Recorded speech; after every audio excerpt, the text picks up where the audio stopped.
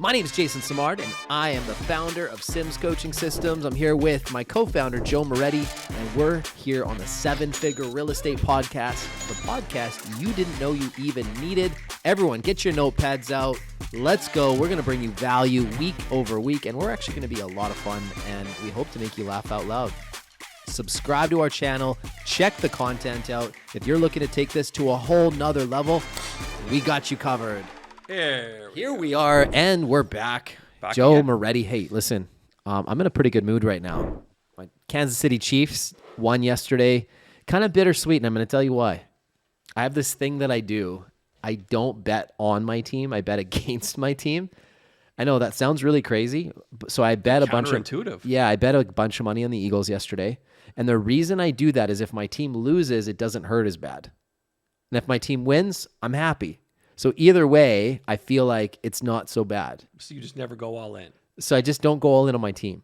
I know that's crazy. And there's a lot of people right now that are like, this strategy has worked terribly, by the way. I've lost probably $1,500 in betting in the last 4 weeks because of this strategy. But I'm happy. My Kansas City Chiefs just won the Super Bowl, 2 of the last 4 Super Bowls. Patrick Mahomes, my favorite player in the NFL. Amazing performance, like iconic performance, MVP, pretty happy. Welcome back to the Joe frickin' Schmo show, whatever. I don't even know how to talk today. I'm just so happy, Joe. How's your back? It's going. So number one, I do apologize. I missed the last time we filmed the podcast. I wasn't here. You did it on your own. I am back, half the man that I was when I left, I guess. Joe had a little accident in the gym. Yep. Yeah. It's we're not going to get into who I placed the blame on publicly, but I think there is blame that could be. It's funny. Joe's blaming everybody but himself. The reality of it is he allowed himself 42 years on this earth to get out of shape, and he went to lift weights the wrong way. His trainer was distracted with his training partner. Jamie, we love you, but there was a couple flags down on that play when the injury occurred. But really, I'll tell you that right now. It's your own fault for being that out of shape to where your back would throw out from lifting a little bit of weight doing a deadlift. Which is weird because I can deadlift a fair bit. Not a ton, but I'm not bad at it, right? So clearly you're not bad at it, but your back is messed up. Anyways, my back is messed up. He's really bad at it. His form's terrible. His coach should have been all over it. Didn't happen. Love you, Car, still, but you guys are going to have to talk and figure out a game plan going forward. Joe's fragile. His body's telling him that, so you're going to have to really baby him. It's the hinge movements. The hinge movements that get me every time. So, yeah, we'll figure out a strategy. Right now, it's just like the pain management and just getting through sleeping for the night. So that's sucks that you're going through that, bro, honestly. Like, I can tease you, but back pain's no fun. So it ain't no joke. Let's talk about Karens. I had a Karen recently, and I got to just, air this grievance. Really kind of bothered me, and I want people to pay attention to this today. We get Karens every day, so you have to refresh my memory. Well, we get a lot. I'm in the middle of facilitating a group coaching session, our Tuesday mastermind session. Oh, the great incident of September 2022. Karen. Well, I don't know if it was that far back or not, but anyways, so I'm sitting there facilitating, and as I'm facilitating, this lady decides to say, it's not endearing when you swear. Oh. In the middle of me facilitating, she's distracting me with this. And I'm just like, in my head, I'm thinking, are you fucking kidding me right now? You come in here and start facilitating in front of 100 people, I swear, I never swear at people. I swear for context. I swear for shock value, right? If I say, hey, let's fucking go, it's a little more shocking than if I say, you know what, Joe, go fuck yourself. That's pretty mean. I don't do that. That's pretty mean-spirited. Have I ever done that you've seen to anybody? Not that I've seen. So no. But I think I know the time you're talking about. I think you wanted to. I think you jumped off the call and you're like, I was just like, you know what? I'm sorry guys, but this I'm so rattled right now. Cause I'm giving 150%. Yeah, which is what we do. Pouring value, giving my heart and soul, trying to give something to people, and then this Karen decides that it's not endearing when you swear. I give a fuck what your opinion is. I'm sorry, but I'm at a point in my life where if you don't like the fact that I like to use swear words sometimes for context and shock value, then don't pay attention to me. Don't jump on the mastermind call. You can actually hit the exit button. There's an end button that you can hit on Zoom that allows you to exit. Like, I'm okay with not being everybody's cup of tea. I actually like my personality, and I like the fact that I stand for something and that I have some passion. And so I want to attract those types of people that appreciate that. And there's people that don't, and that's fine. They can go and hang out with you because you're a little more safe. You know, I think that some people just aren't used to, it's almost like giving somebody a direct message. Like the people just aren't used to it. I think they don't know what to do. Well, I'm sorry your parents coddled you and didn't tell you the truth, but you need to focus your energy on yourself and not worry about what other people are doing. Because if you're worrying about what other people are doing, I promise you, you're not achieving what you could be. So there's something that people listening right now, if you're a Karen, worrying about other people, and I saw it to my mother-in-law. Her name is Karen. I love her. This isn't about you, Karen. But it's just... Producer Ryan also has a mother-in-law. Yeah, I think a lot of people have mother-in-laws named Karen. I have a Pamela. Pamela? Yeah. Pam's awesome. Pam's a You have saint. the best mother-in-law, Pam's a though. saint. She treats you like gold, man. Pam's a saint. Just unbelievable. She does these little things called Pam bowls. Oh, we talked about the Pam bowls in like episode 2. No, seriously. Yeah. These are legendary. Like, I want a Pam bowl so bad. Joe's like, so what she'll do is if she knows Joe's coming to town, she'll actually call ahead of time and she say, hey, Joe, I'm going to have your favorite little snack. And so she'll figure out what popcorns he wants. And she'll like layer like salty popcorn, sweet popcorn, spicy popcorn. With mangoes hanging off the side. She'll have mangoes hanging off the sides. And then she'll have some of his like favorite chocolate. candies and chocolates on the top. Yeah. And these are called Pam bowls. And the way that Joe's described these things, I've never seen one. But I've wanted one so badly. You've actually tried to recreate it. I've recreated my version of a Pam bowl, but it doesn't taste the same. It doesn't have the same love, you know? And, you know, speaking of delivery with love, I have a very exciting announcement to make. What's that? So I don't know if it's more of a cautionary piece or an announcement, either way. So we have a visitor in the office tomorrow. Who's coming in? My father has requested. Oh, great. Mr. Moretti. Yeah, Big Pete. If you think that I speak my mind in them direct, I've heard stories of Pete Moretti. So my dad is an interesting character. Again, old Italian guy. He's 74 now. So when my dad really loves something, he yells at it. When he's mad at something, he yells at it. When he's scared of somebody, he yells at them. So it's, you're in for something. My dad's going to come in. He's going to give me life advice, parenting advice, health advice, probably some type of financial advice. He's also going to give us business advice tomorrow. Perfect. Yeah, he's also going to teach us how to sell real estate. Oh, awesome. So all at the crack of 3 for a 60-minute whirlwind tour of my childhood. You can actually be here at 3. Paige, maybe you want to come in and hang out too and record this, because I'll tell you, my dad is like a fucking tornado in a trailer park. He's going to tear up everything in his way. Can we please capture some moments of that tomorrow, Paige? Paige, you want to come down at 3? It's my office day tomorrow. Oh, sweet. Perfect. When you Can hear the just yelling. happen to be sitting in the background working there and then just let this unfold and then capture moments. Yeah. I got to see this. I've heard stories. Oh, shit. I've heard stories. And if you think that I can be like direct and tough, I'm nothing compared to what the old Pete man. Moretti is, I think. I'll be 44 in April. 44. And there's only one person I've encountered on the planet that I'm actually still scared of, and it's my father. He just has the look of death. Like, I've seen him beat people up physically, emotionally, mentally. My dad's a destroyer of planets. So if you want to see Pete Moretti, but also probably the most heartfelt, passionate man you'll ever meet, I will say that. But he's coming down to sort my life out because he knows my back is sore. So he loves you. Joe's an only child, too. I am in an Italian family, an only child. So you have like this place on this pedestal.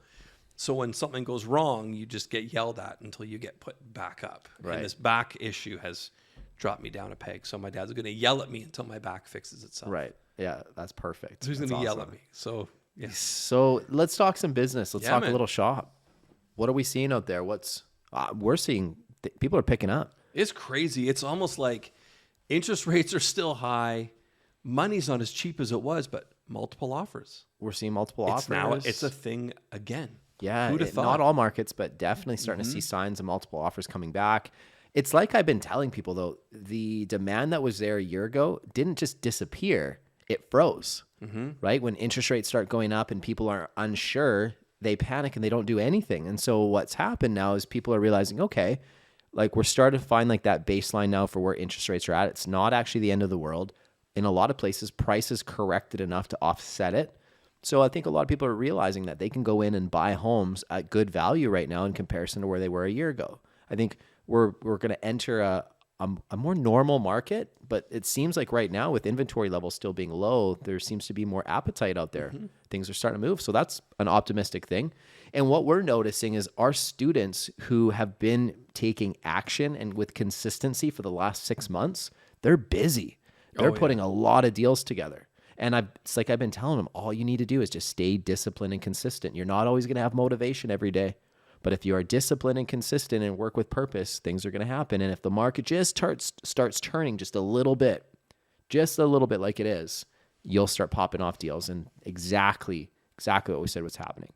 Now, the next thing, we've got some big news. We just made a big merger, right? We added a big team out of Victoria.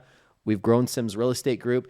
With that comes some headaches, growing pains that happens anytime you have growth. You have some change management and things like that you have to work through. We just sat through a lunch with somebody that we're very near and dear to, and always enjoy getting his perspective. He is the closest thing to me in production on our team. As far as like agents out there, he is the closest thing that we have on the team, in my opinion. Him and I have been working since like month number 4 in Sims Real Estate Group history. So I have a lot of respect for this gentleman, and it's always nice to get his perspective and, him giving us, hey, these are some things that maybe you're not seeing or hearing. So always appreciate when we can catch up. Yeah, and I think perspective is amazing, right? And I think you always need to take it with a grain of salt, but I think there's always something behind it, right? We talked, there's smoke, there's fire. So I love hearing the feedback. I love hearing about the constant improvement. And I think people just need to realize, nothing's ever going to be perfect. It can't be. It's not a thing, that quest for perfection. You need to find happiness within the chaos, right? You need to understand your role, and you need to understand what makes you happy and push towards it and actually build plans. I think you really have to struggle, and you have to work hard to be happy. I don't think you can sit back and say, well, I'm going to be happy today. Yep. Right? You got to work, right? And that's one of the things that I love. Our business partner we were talking to is, again, for somebody who is he's like a gargantuan performer, like a behemoth in our market. Yeah. But still, just to hear him go, there's still things that I want to accomplish, things that I want to do personally, things I want to do inside my business. And just hearing some of the ideas, because I think a lot of people would sit back and go, well, he must be happy.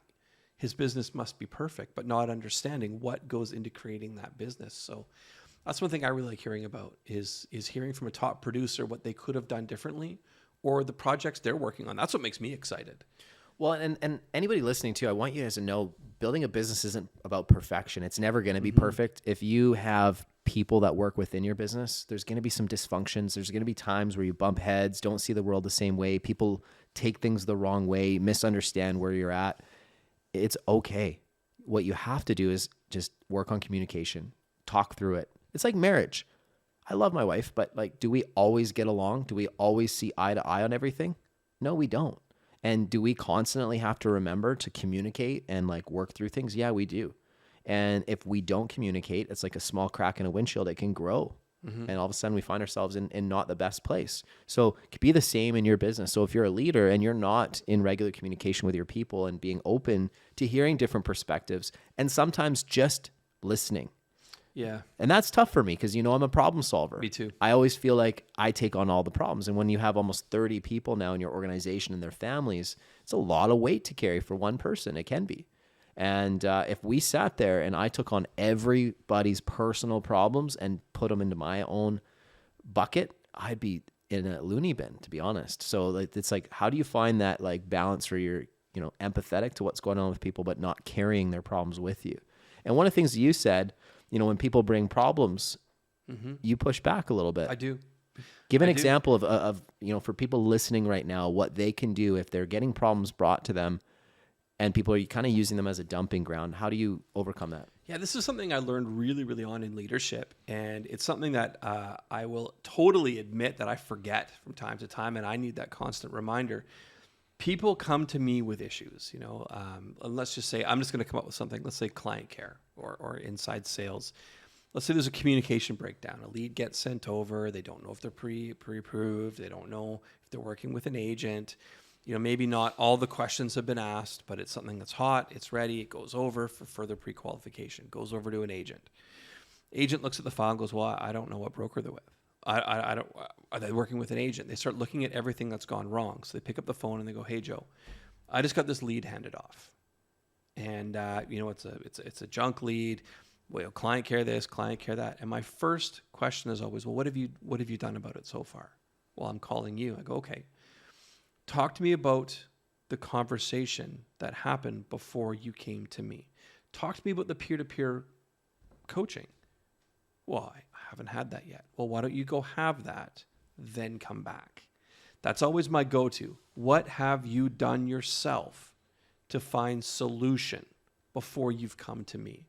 Because just like you said, with 30 plus people, I can't solve everybody's problems. Yeah. But what I can do is empower and create the culture where people can feel that they can go and they can seek that resolution. They can have those positive conversations. And if the chain of communication breaks down, I'm there to facilitate. Right. But if they haven't had that conversation yet, to me, it's like, well, I'm actually the second point of contact. Right. Because I think peer-to-peer recognition and coaching is so amazing. One of the things I tell new agents as well is, as you're going out and you're doing your first transactions, go talk to the agent on the other side of the deal. And if it was great, leave feedback, leave that 5-star review, and they'll probably leave one back for you. But again, constant feedback, constant communication before just throwing your arms up in the air. So, well, it's like kids. Oh, my kids do this all the time. So they'll come to me because I'm easier to get their way with when it comes to like snacks and stuff. I could believe that. Yeah, my wife's a little hardcore on that front, right? So they know they come to me. And then we'll say, well, what did mom say? And my daughter, she's 4. She's like, she said it's okay. And I'm like, I'm on to her now because I know she's lying. And I'm trying to like teach her, like, you shouldn't lie. She's a little interesting, that one. I got to tell you, she could be so sweet and then turn on a dime. Anyways, she's super cute, though. That's the problem. She knows it, too. The fact that she already knows that at 4 years old. But they'll play you, right? Well, in a business, it's the same thing, right? They might call me and then call somebody else and get a different response. And sometimes misery just like wants company. Mm-hmm. And I think with you and I, because we have so much on the go with what we're doing, we're trying to be efficient. So this is why we try and push back and say, well, what solutions do you have to bring to the table? Like, we're not your dumping ground. We're, we can't be your dumping ground. And so what we have to do is teach other people to do the same thing. Because the more we push back and say, well, what are your thoughts? How would you where would you like to see this go? The more people can realize that like most of their problems, they can solve themselves. And I think this is why women often like to just vent and not look for a solution. Like when my wife vents to me, she's actually not wanting me to fix her problem. She just wants me to listen, which is her way of sort of working through it. Yep. And that's different because like if I come to you with a problem, Joe, I expect you to give me a solution. Of course. Like that's just how if you could have done it, you would have done it. So I need to help you do it. Right. But that's just what we do. That's like my man brain thinking, yeah. But sometimes I forget that like, there's other communication styles and sometimes people just want you to listen. And so we're working on that, being better listeners. What, you and I, or you and your wife? Both. Me and my wife, me and you, me and my business partners. Me and everybody. Me and Paige. Like we're always like, I need to become a better listener. It's something I'm working on. I really do want to listen because I care. Thing is, like, I think sometimes people misunderstand how much I actually care. Like, I care so much that I literally am willing to take bullets for everybody here. And I would literally be the first person to say, just take me out if there's a gunman. Like, it's really weird, but like, that's how passionate I am about all of you. And I feel very like protective, like my own family. And I think it's hard for people to really understand that. But when they have problems, I feel it too. When you come in and you're going through some stuff, I feel it. If Paige is going through something, I feel it too. But I have had to learn how to not let that stop me from moving us forwards because the negative impact of taking on other people's feelings will be worse for everybody. I agree. And one tip I would give for everybody is understand the difference between sympathy and empathy. Two totally different pieces. And I'll tell you, there's the most amazing YouTube video. And I try to watch it I bet I've seen it 100 times. I think I've even showed you it. It's by a speaker named Brené Brown. I don't know. I think she might even be a psychologist. I'm not sure. Anyway, shout out to Brené Brown. Brené. Sorry, I forgot your title wrong. Brené Brown. And it's actually called Empathy. And it's how empathy drives connection, sympathy drives disconnection. Empathetic responses never start with, yeah, but. they never start, and they also never have a silver lining. And I think really important to understand is an empathetic response typically is, Jay, I don't really know what to say, but I'm really happy that you told me. That's empathy. Sympathy is, okay, yeah, Jay, wow, that really sucks. But at least you've got leads coming to you, though. Right? That's sympathy. And you're just like, well, why did I even bother? And I've caught myself doing that many times. Yeah. So understand the difference between sympathy and empathy. Like you want to elevate your business, be sympathetic to your clients. Be empathetic to your clients. If you want to elevate personal relationships, again, work on that empathy. It's not about solving the problem. It's not about the silver lining. It's listening to understand and acknowledging that you don't have the answers. But I'm really happy that we're in this place together. Right. That's sympathy versus empathy. So Brene Brown, empathy, check it out. It will overhaul how you run your business. I promise. If not, I will bet Jason's paycheck against yours. You heard it here. Wow. It's not a very big paycheck at the moment. So there you go. Guys, I hope this is helpful. I appreciate it. And I totally can see in myself how I can be more empathetic and less sympathetic at times. That's really helpful. Hope you guys picked up on that. Subscribe to our channel. If you guys want to level up in your business, you guys are looking to take things to another level, just remember, we have an incredible Sims Academy. We just finished our first wave. Huge feedback, massive momentum that agents are getting. Wave 2 is blowing up. Like, we have so many people in there getting so much value. And as people continue to implement, it's so fun and contagious to see the wins. If you're somebody that's looking to turn your business into a business because you want to move from having more active to more passive income from your real estate business where you're not always exchanging time for money, that's where I can help you. If I can help you do that, that's what I do. That's my specialty. It's my passion. We also have a 7-figure academy that we launched and started last week that's going incredibly well. Session number 2 is going to happen tomorrow. That's something that you're looking at. You want to take your business. Maybe you're stuck at that 4 or 5, 600,000 level and you haven't figured out how to get past the $1 million GCI mark and how to have more time freedom and an exit strategy. I'm the guy to help you. I've done that. So anyway, subscribe to our channel. Make sure you guys listen to our podcast. Give us some feedback. We always appreciate it. Joe, as always, love hanging out with you, brother. Always a pleasure. Cheers. Deuces.